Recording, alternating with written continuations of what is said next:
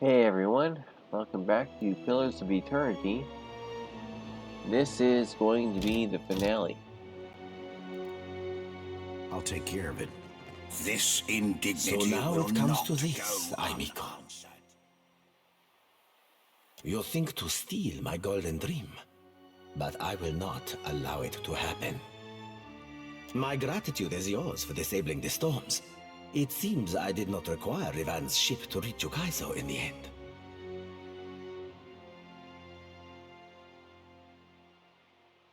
The Principi have adapted. No, thrived for centuries. We survived the fall of the grandest empire Eora has ever known. You may slaughter us now and then, but you can never stop us. We will ransom, thieve, and forge a future for our continued blood, long after you are but dust. Gods curse you! I should have drowned you in the wreckage of Port Maggi. Corres, Casita. May your lungs fill so fully with blood that you choke even in hell.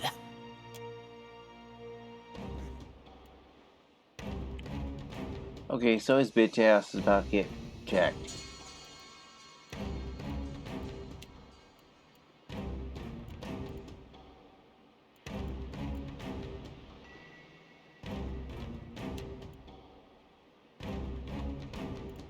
At this point, there's no reason to retain the charges, because this is like literally the last actual battle.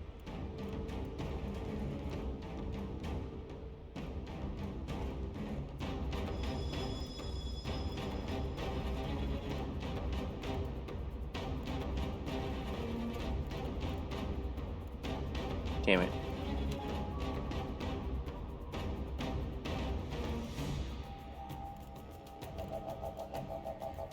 Sorry, this is very AM after my birthday, so I'm kind of like pretty much wasticated.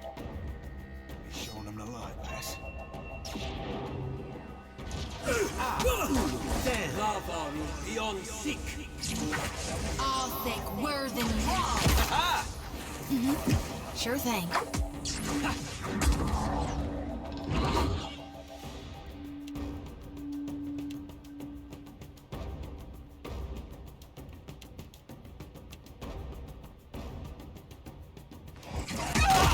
Lava will be on sick. That dog won't hunt. Tomb.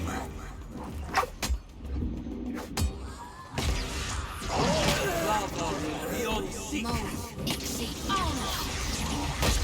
I'm not sure I can.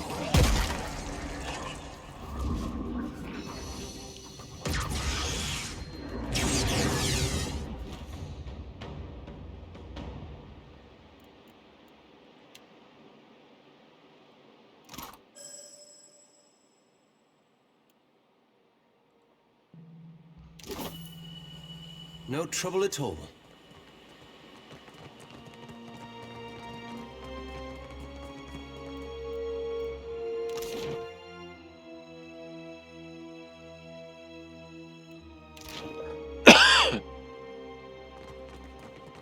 Excuse me. Now we're heading into the final spot. The Principi are done with. And now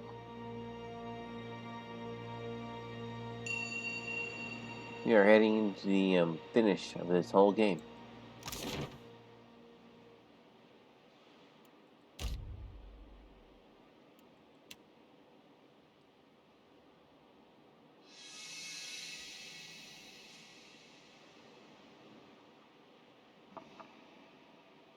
Okay, come on.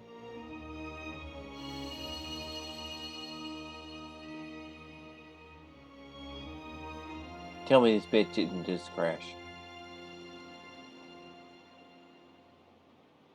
Okay. You descend into the ancient winding streets of Ukaizo. Battered by storms for thousands of years, the ruins bear the marks of their role as the lone witnesses of the god's great secret at the center of the city. The houses and boulevards are pierced by great spears of luminous Audra.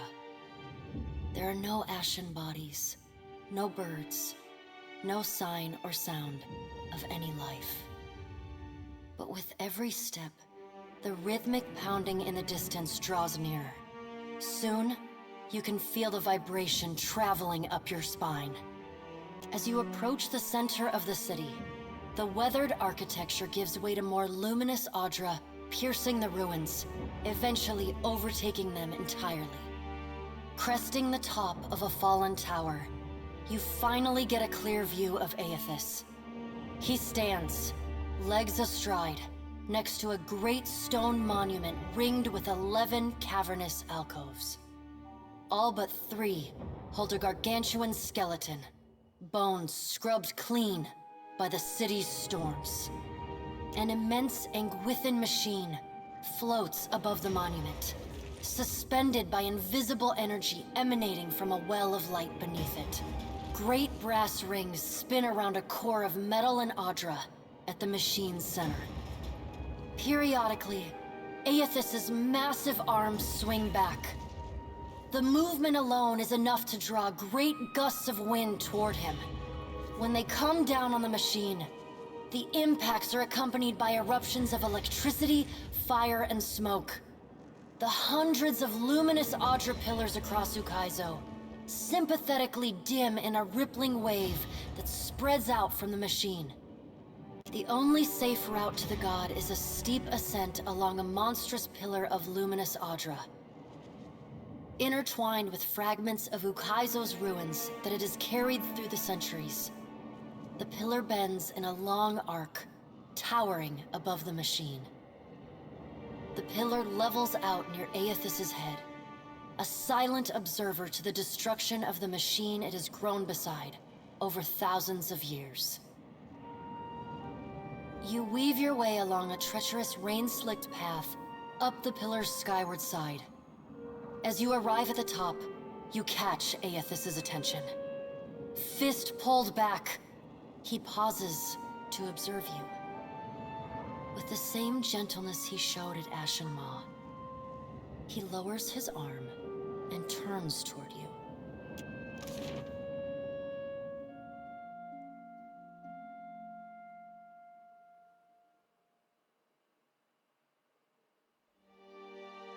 Strange to see Ukaizo in this way. It may be hard to picture, but this city was once full of life. The Huana, yes, but also kith from many other cultures. Great hanging trees shadowed these boulevards. Gardens sprawled across the open rooftops. Each spring, a festival procession would wind its way from the hillside into this valley. The celebrants would pass through a steep walk among the stalls of foreign merchants, flowers falling upon them from all sides. All people of all nations, together in a celebration of new life. Such was the power and beauty of lost Ukaizo. This isn't right. You can't put this burden on us. You can't make the gods' problems, our responsibility to fix. How can you have faith that what you're doing is good? You know how many people are going to suffer because of this.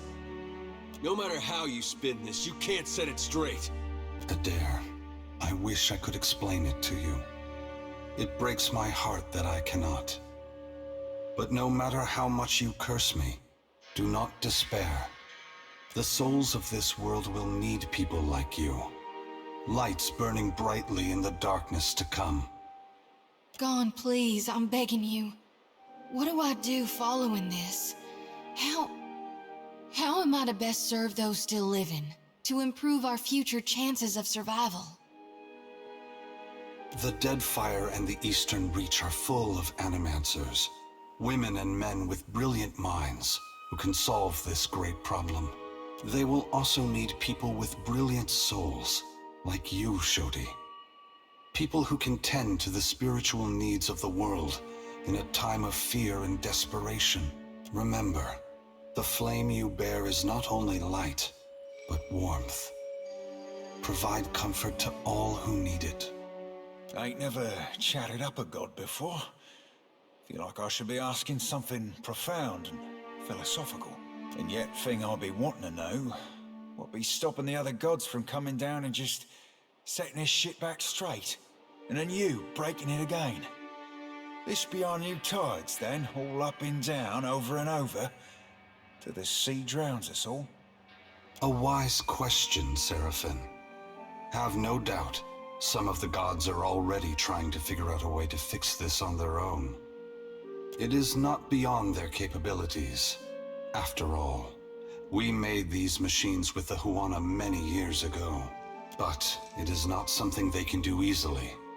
Not without mortal assistance. It will be for mortals to decide if they should receive it. What right do you have to do this? Destroy the wheel and leave us with nothing? Without even knowing what will come next? Aloth, we are all gods and mortals, responsible for our own actions. And indeed, the gods are made from the essence of mortals. But inaction carries its own moral responsibility. It is a burden I have carried for far too long. One must always do as their conscience dictates, even if that means abdicating a position of power. But what of you, Watcher? Why have you followed me? Have you come to bear witness to the breaking of the wheel?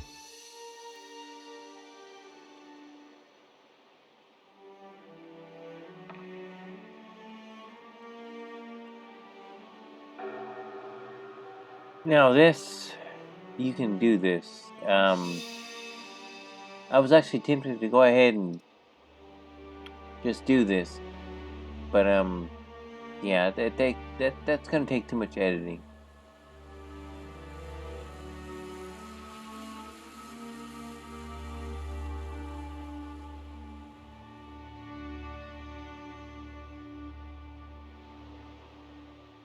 You are welcome to do so. Indulge me in a moment's curiosity. There is something I wish to know about Eora, about Kith, that I can only learn through your eyes. You followed me all this way, dodging an armada, navigating an impenetrable wall of storms, voyaging across uncharted seas, with the machinations of gods echoing in your ears. All the while trusting in the institutions of Kith to get you this far, and earning their trust in turn. Whatever else happens this day, that much is remarkable. I believe that mortals possess the strength to collaborate and shape a future of their own design. Not all of my brothers and sisters agree. By relying on others and coming together in a time of crisis, you illustrate my point. The gods will witness you and question their assumptions about how responsible, empathetic, and sophisticated mortals can be. What inspired your decision, Watcher? Did the choice echo your foundational beliefs? Or were you influenced by observation?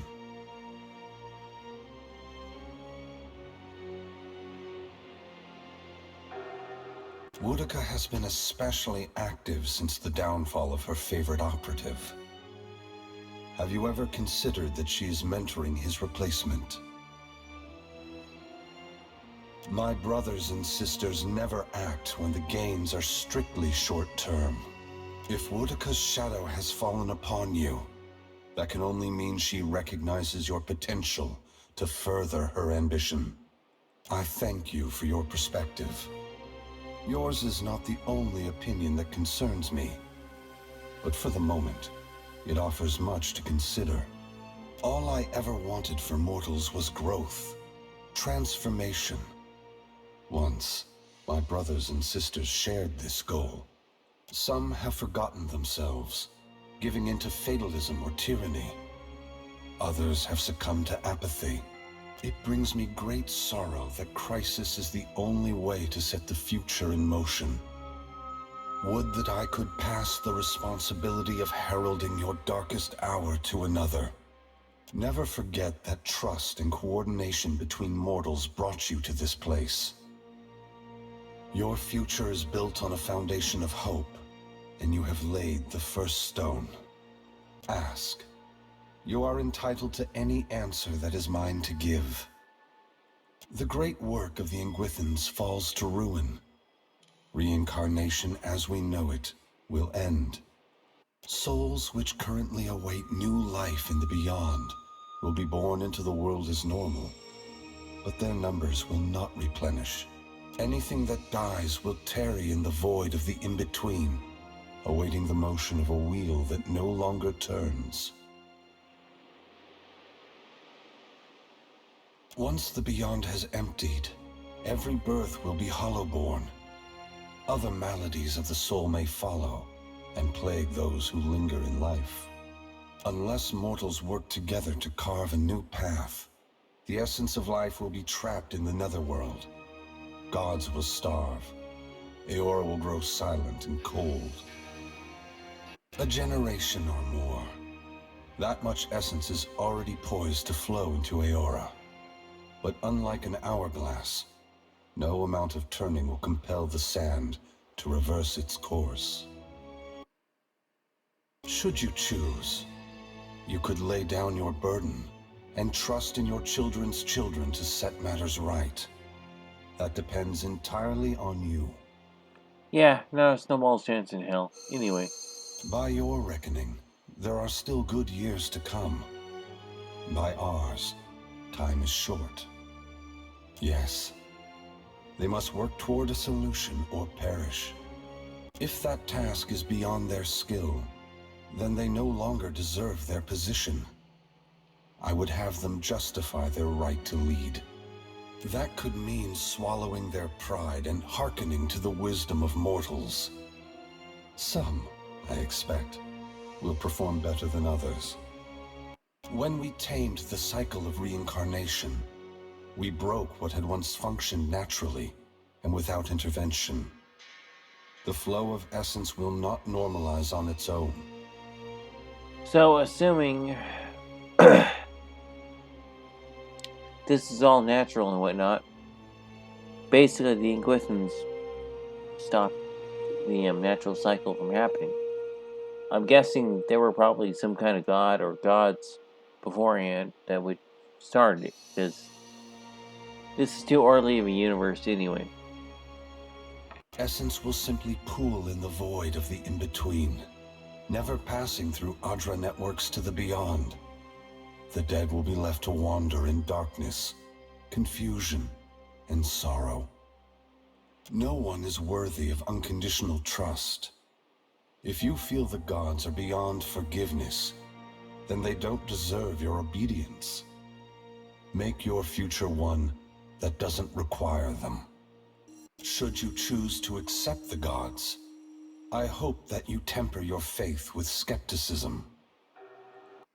Woodica is entitled to her opinion. If the intent of this test is to justify an uprising to come, that is more worrisome. The other gods must decide for themselves if mortals are ready to dictate their future. Should Woodica's tyranny prove the only alternative, mortals must prepare for a terrible conflict. Your perspective bridges eternity, Watcher. Many will look to you to mediate differences that could shake the very foundations of Eora. For several reasons. My strength was diminished after the Godhammer bomb, and assuming this form took incredible effort. With so many vying for control of the Deadfire, I also saw a ripe opportunity for mortals to cast aside their differences and stand together as one. Yeah, well, sucks for you on that score. They have never been more powerful, more capable. Because of this, the gods must justify their importance or be proven obsolete. I must attend to my final work now. I cannot delay any longer. You have carried a heavy burden across the Deadfire, Watcher. Before I go, I would rid you of it.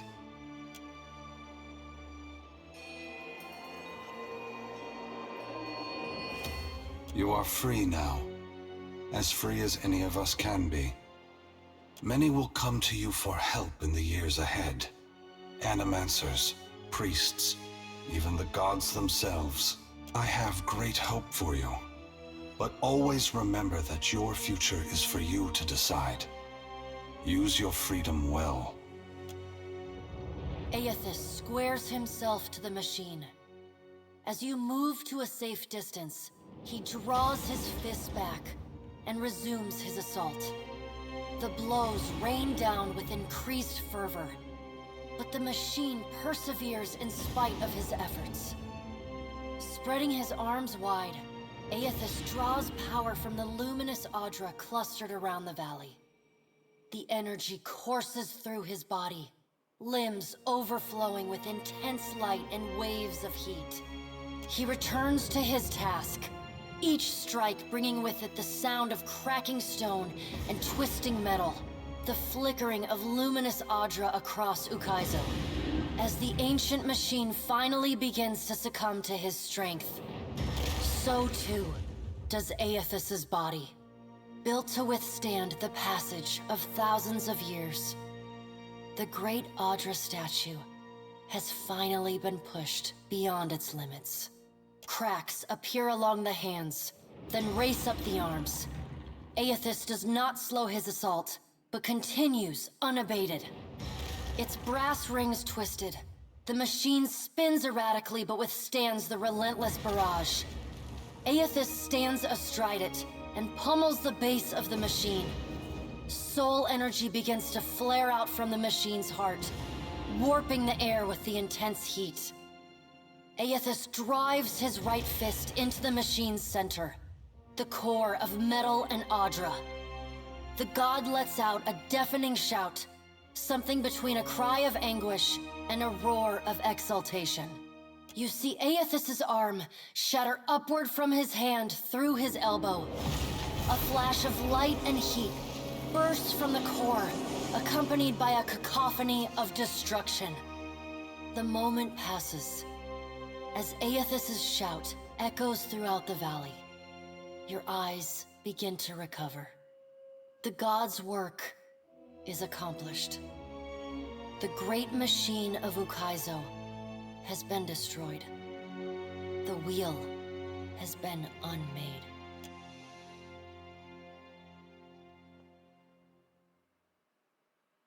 As Aethys's voice fades, the enormity of what you've accomplished sinks in. You have confronted a god. You have rediscovered the ancient city where the wheel was forged, and you have seen the wheel shattered.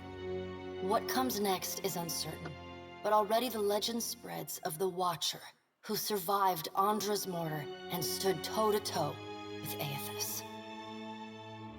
Maras Nua's body finally goes still amidst the rubble of the Angwithan machines, yet it continues to glow.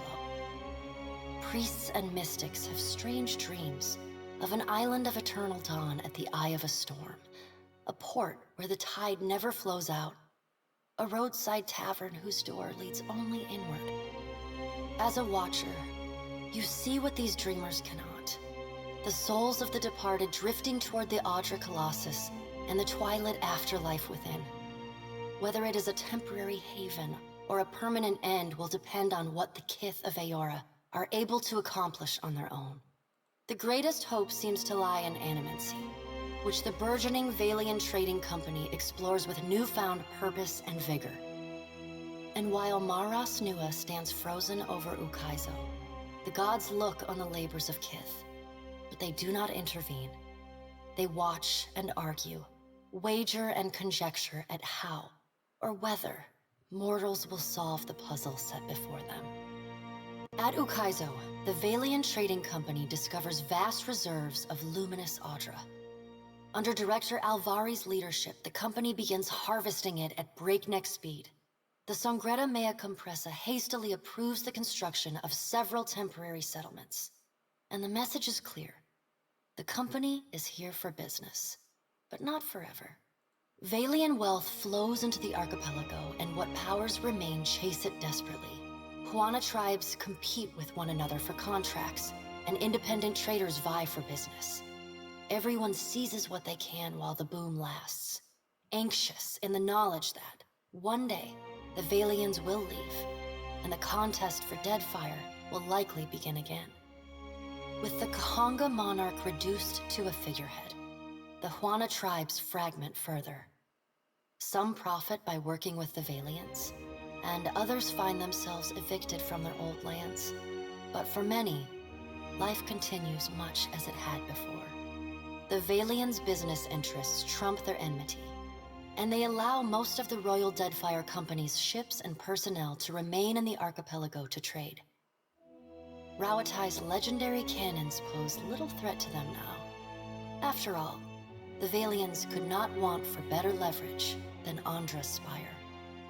The storms across the Rauataian mainland subside along with those of Andra's mortar.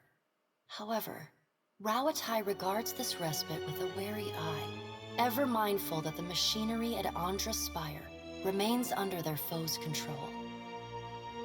The influx of Valian business into Deadfire creates an unprecedented opportunity for the Principes and Patrena. Though their dreams of conquest have been squashed, there are more than enough prizes passing through to keep the captains in silk and their crews fed and content.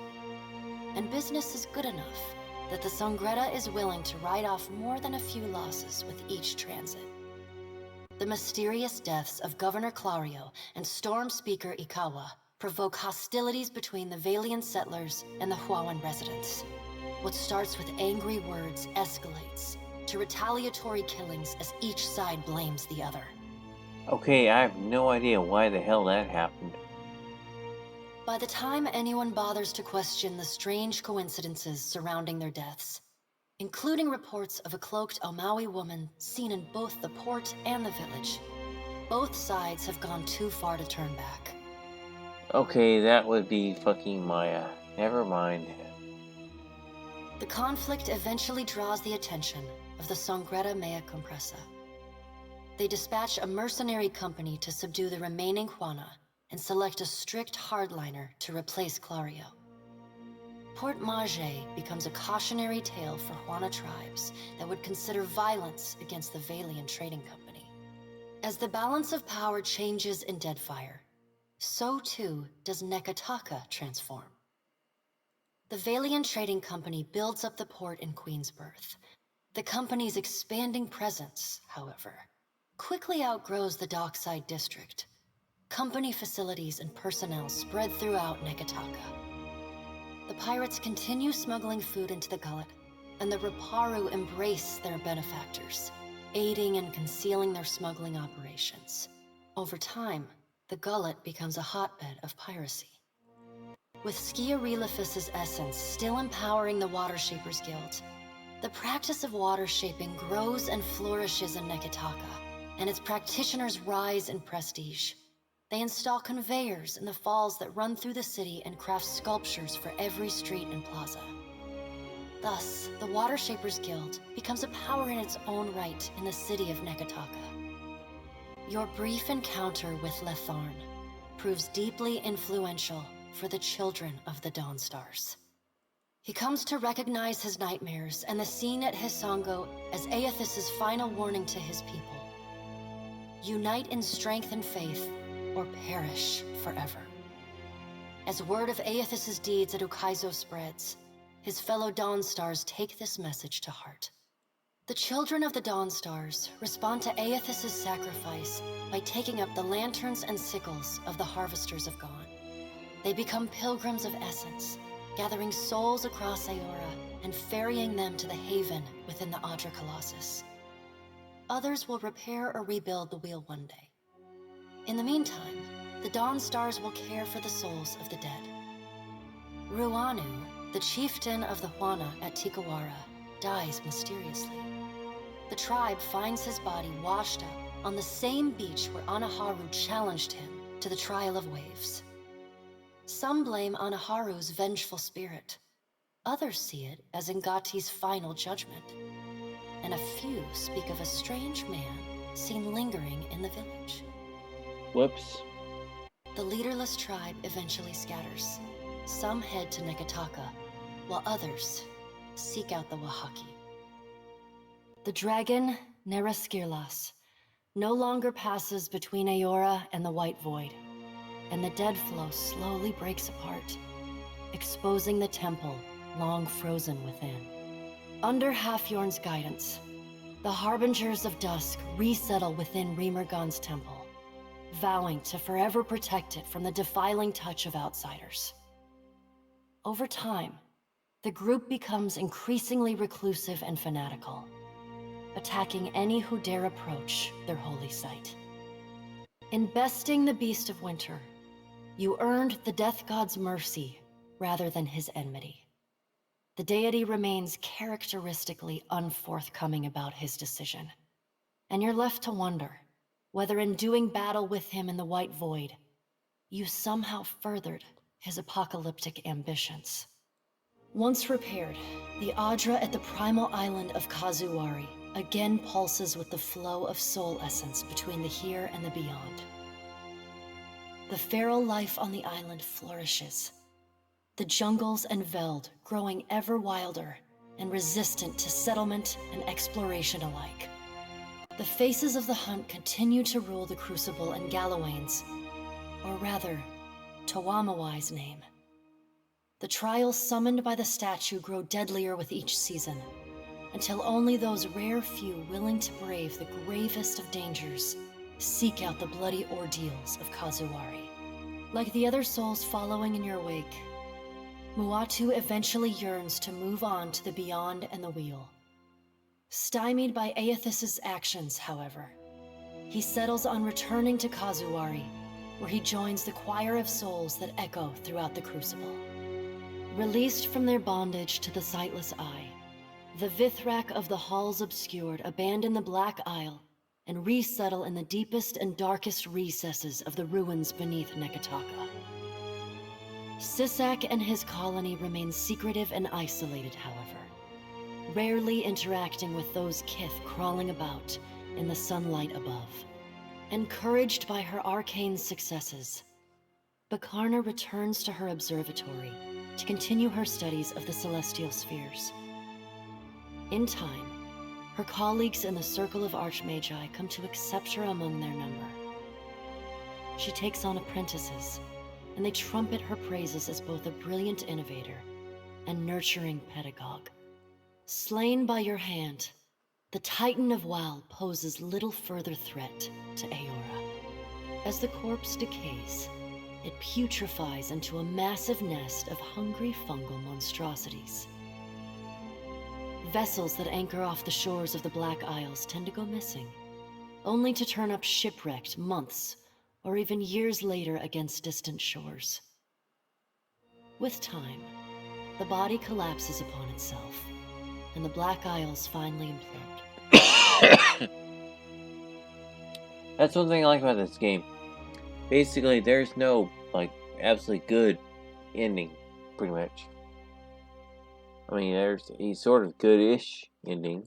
Though your adventures alter the destiny of Aora and the balance of power in Deadfire, they also leave a lasting mark on those who travel at your side. Your companions find themselves changed, in ways both big and small. Adair returns to Hisongo, where he reunites with Byrne, the son of his former lover, Alava. The boy takes heart in Adair's account that Aethys and all the other gods were false, petty, and unworthy of the love of Kith. Realizing how close he came to dying for this cause, Byrne finds renewed purpose in working alongside his uncle to repair the many scars left upon Deadfire by the gods. Under Adair's guidance, Byrne grows into the kind of irreverent, stubborn hothead that would have made his mother proud, and Adair visits her gravesite, often to tell her so. Shodi is not a priestess who understands the meaning of subtlety. As such, she makes her girlish crush on Adair painfully obvious from the moment she first sets eyes on the strapping fighter. Early in your travels, Adair appears discomforted by her persistent flirting. He often grimaces when she sidles up to him, and he takes endless pains to keep their conversations terse and to the point. But after a little smoothing on your part to nudge them in the right direction, Adair makes an effort to view Shodi with an open mind. And Shodi begins teasing the veteran fighter in a more companionable and less amorous manner. After saving each other's hides a couple times and sharing more than a few laughs, the two form an easy, and you suspect, lifelong friendship. Seemingly lit with an inner glow, Shodi takes to a new life of mission work with gusto. She still is committed to shepherding souls forgone, but having realigned her goals with that of her fellow Dawn Stars, she now endeavors to help the living as much as the dead. As you travel the Deadfire, you find her sleeping better and laughing more often.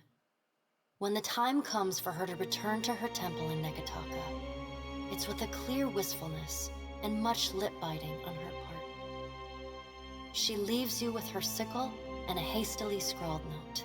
It reads, "A keepsake from a path once walked. Remember me, Watcher, for I will forever dream of you." Though the two of you no longer travel together, Shodi holds fast to the memory of you in her heart, remaining your fierce and doting girlfriend, faithful even in her absence. You receive a missive for every day apart, though they often arrive in a single bundle some weeks or months past. In them, she writes of how she misses you, how you are like a fire that burns inside her, how one day surely you will be reunited again. Until then, she prays for your safety as she continues to labor in service to Gon. Sorry about that. Had to handle some business.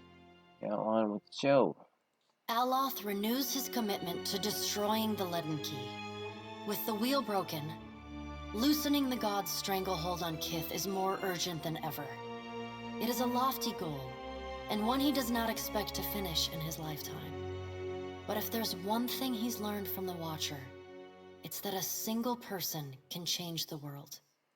You let Romaro go, and the former pirate ostensibly set sail for the trade lanes of the Eastern Reach, the Edier Empire, Old Valia, and the Republics.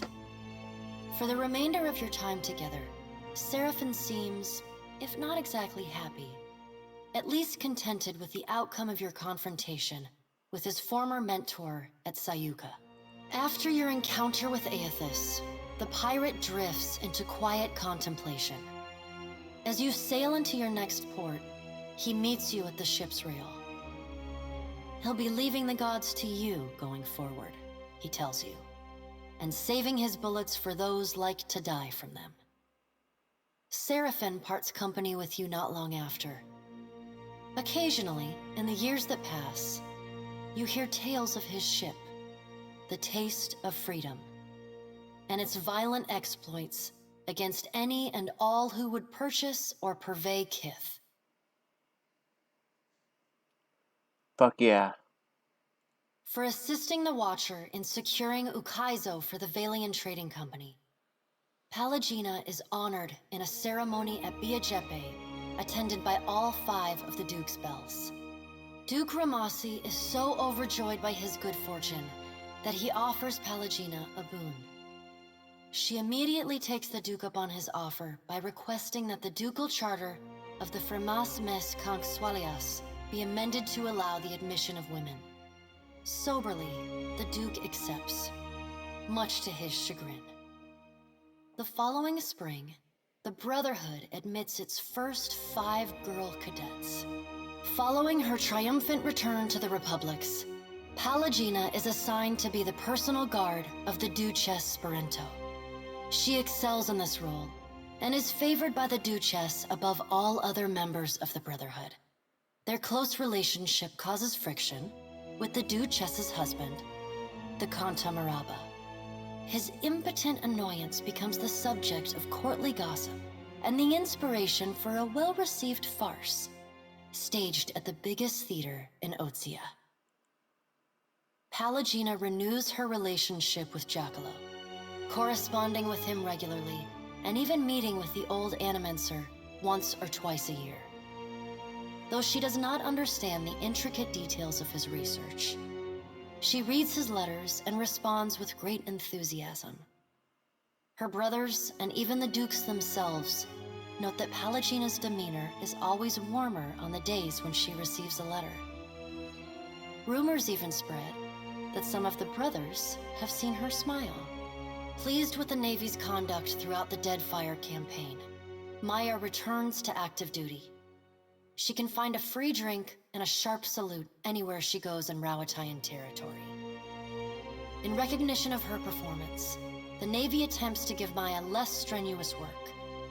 She flatly refuses, throwing herself into the fray whenever she can. Her rifle never has time to cool. Though Maya's covert assignment in the Deadfire is considered a success, few claim knowledge of it or openly congratulate her. She receives no praise beyond knowing glances or the occasional raised tankard from her countrymen.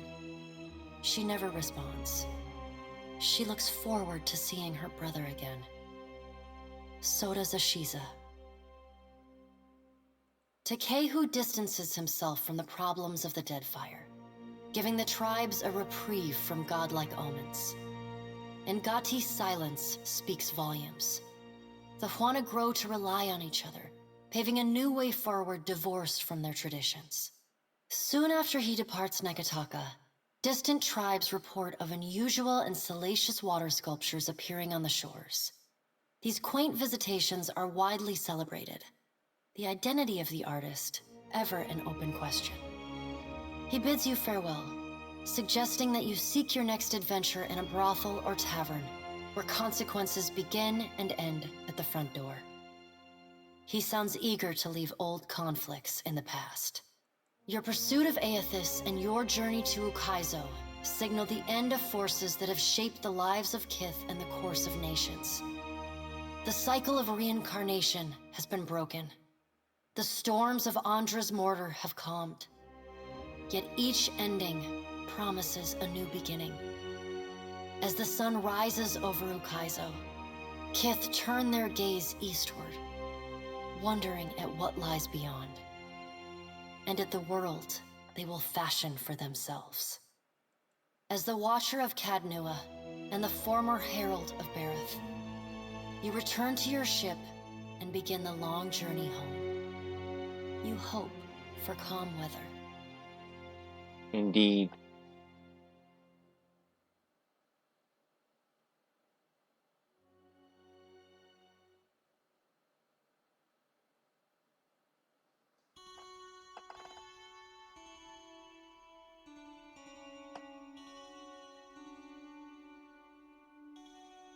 Well, okay, up next, I think we are going to be doing, Stalker, Shadow of Pripyat, whatever the fuck it is. Anyway.